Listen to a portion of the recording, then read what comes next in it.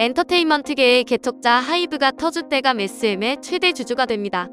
SM 일대 주주인 이수만의 지분 18.46% 가운데 14.8%를 주당 12만원에 총 4,300억 원을 들여 인수하기로 했다는 것입니다. 단숨에 SM 최대 주주가 된 하이브는 내친김에 이수만과 손잡고 SM 인수에 나선다고 깜짝 발표했습니다. 2년 전만 하더라도 하이브에 회사를 팔 수 없다고 단칼에 거절했던 이수만이 본인의 이름을 걸고 설립한 회사에서 쫓겨난 70대 노인이 되자 서울대 후배 방시혁의 몸을 의지하게 된 상황이죠. 당장 업계에서는 SM이 오랜 기간 쌓아온 매니지먼트 시스템과 하이브의 기획력이 결합해 세계 시장에서 시너지를 낼 거란 전망이 나오고 있는데요. 하이브 역시 SM 인수는 양사의 역량을 결집해 세계 대중음악 시장에서 게임 체인저로 도약하기 위해서라고 강조했습니다. 하지만 중국인들은 이러한 소식에 불편한 기색을 감추지 못했는데요. 여태 중국을 무시해왔던 하이브가 SM의 경영권을 거머쥔다면 중국에 친화적이었던 SM의 노선이 틀어질 것이라는 염려 때문이죠. 오늘은 SM 인수 전에 하이브가 뛰어들어 중국인들이 난색을 표하는 상황을 소개해드릴게요. 그 전에 잠시 시간 내주셔서 저희 일상일보 구독 설정 부탁드려요. 친중정서로 항상 그룹에 중국인 멤버를 끼워넣는 SM과는 달리 하이브는 중국 시장을 처음부터 외면하는 태도를 보여왔습니다. 국내 엔터테인먼트의 선구자 격인 SM의 친중 행보에 최근 몇 년간 국내 K-팝에는 중국인 멤버가 포함된 그룹이 많아지고 있는 것을 고려하면 하이브의 행보는 상당히 이례적이었는데요.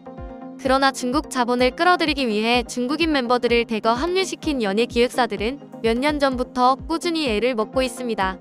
계약 기간이 남았음에도 인지도를 쌓자 바로 자국으로 돌아가 개인 활동을 하는 중국인 멤버들은 물론 홍콩 경찰 지지 선언, 항미 원조 지지 등 역사적으로 예민할 수밖에 없는 사건들을 자국의 편을 들어 연달아 SNS에 게시해 큰 논란이 되기도 했죠.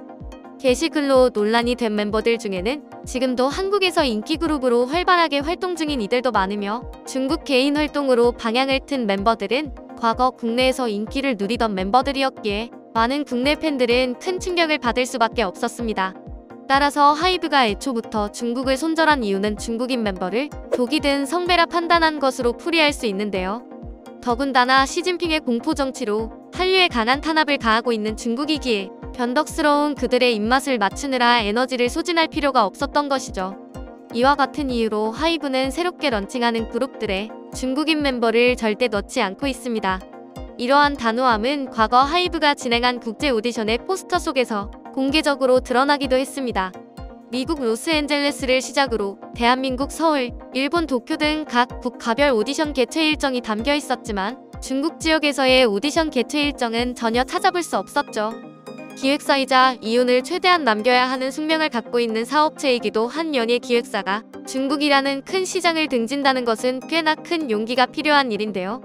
하이브의 수장 방시혁은 북미 시장에서의 경쟁력을 통해 이를 해결해 나갔습니다.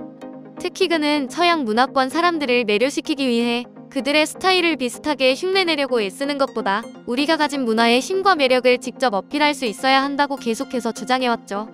한국만이 낼 수 있는 멋, K-팝의 화려한 스타일을 계속해서 가져가야 세계 무대에서도 경쟁력이 있을 것으로 판단한 것이었습니다. 결과는 아시다시피 대성공이었죠. 그리고 굳이 중국을 우대하지 않더라도 한류를 좋아하는 중국인들은 개의치 않고 K-팝 그룹을 응원하고 있습니다. 방탄소년단의 어마어마한 중국 팬덤을 생각해보면 그룹의 매력도가 가장 중요하지 다른 것은 차순이라는 생각이 드는데요. 다만 하이브의 행보는 이따금 중국인들의 발작 버튼을 누르기도 합니다. 하이브는 한국의 문화를 적극적으로 홍보하고 세계에 알리는 데에도 앞장서고 있는데요. 최근 한국을 향한 중국의 문화 훔치기가 날이 갈수록 심해지고 있기에 하이브의 행보는 역사를 잘못 배운 중국인들의 거센 저항에 직면하기도 합니다. 최근 중국 SNS에서는 한국을 도둑국이라 부르고 있다는데요. 한복도, 김치도, 아리랑도 자기네 문화라고 우기던 중국인들이 이제는 적반하장으로 한국을 도둑국이라 부르며 한국이 중국 문화를 훔쳐간다고 주장하고 있는 것입니다. 중국 웨이보에 도둑국이라 검색하면 한국은 도둑의 나라라는 인상만 남았다. 이제 한국을 도둑국이라 부르자. 이 도둑국은 진짜 뻔뻔하다. 옛날엔 우리 속국이었던 주제라는 댓글들을 어렵지 않게 찾아볼 수 있습니다. 점차 수위가 거세지고 있는 중국의 원조 논쟁은 동양의 문화 중심이 한국으로 흘러가고 있다는 위기감 때문이라는 전문가들의 분석이 많은데요. 예전에는 세계인들이 동양의 대표적인 문화를 중국의 문화로 손꼽았다면 최근에는 한국의 K-팝, K-드라마, K-영화처럼 K-컬처가 보다 대중화되었죠. 최근에는 중국의 억지 주장을 두고 볼 수만은 없다며 적극적으로 대처하려는 움직임도 우리 사회 곳곳에서 나오고 있는데요. 하이브 또한 이에 동참하고 있죠. 과거 방탄소년단은 자체 예능인 달려라 방탄에서 한복을 입고 김장을 하는 모습을 방송한 바 있는데요. 최근에는 뉴진스 또한 한복을 입고 한지를 만드는 영상을 찍어 한국 네티즌들의 호응을 받았습니다. 하지만 해당 방송을 본 수많은 중국 네티즌들이 SNS 댓글로 뉴진스를 헐뜯고 비방해 문제가 되기도 했었는데요. 재지술은 중국의 발명품이다. 한국 사람들은 역사 공부란 걸 안 하나 문화를 훔치는 데 앞장서다니 뉴진스한테 실망했다 등등 멤버들과 소속사를 향한 원색적인 비난을 퍼부었죠. 이에 한국인들이 재지술은 중국이 원조가 맞지만 그것을 한국에 맞게 발전시킨 것이 한지라며 중국인들에게 되받아치는 모습을 보이기도 했습니다. 정작 문화 도둑질은 한국이 아니라 중국이 적극적으로 하고 있기에 더 납득이 안 되는 상황이었죠. 이런 상황에서 중국 톱스타 판빙빈까지 가세해 많은 네티즌들이 충격을 받았습니다. 그녀는 자신의 인스타그램 계정을 통해 뉴진스의 영상에 어이없는 이라는 코멘트를 달아 화제가 되었는데요. 이에 중국 네티즌들은 판빙빙을 추앙하며 그녀를 향해 개념 연예인이라는 칭찬을 쏟아내고 있습니다. 이 정도로 한국 문화 뺏기에 진심인 중국인들에게 지금 벌어지고 있는 SM 경영권 분쟁, 그리고 SM의 새 주인이 하이브가 될 수 있다는 전망은 신경 쓰이지 않을 수 없습니다.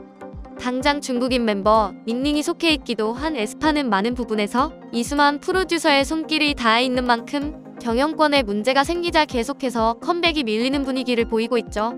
이 부분을 의식했는지 멤버인 카리나와 닝닝은 유료 소통 어플을 통해 팬들에게 공백기가 길어 미안해하며 기다려주는 것에 대한 고마움을 장문으로 표현한 적이 있었는데요. 중국인들은 이 기다림이 그들에게 곧 닥쳐올 시련의 시작이라 생각하고 있을지도 모릅니다. SM이 하이브 영향권 아래 놓이게 된다면 그간 중국인 멤버를 영입하고 중국 친화적인 콘텐츠 사업을 벌여왔던 대형 기획사가 하나 사라지는 셈과 다를 바 없으며 기존 SM 아티스트들 또한 대거 한국 문화 알리기에 동참할지 모를 일이기 때문이죠.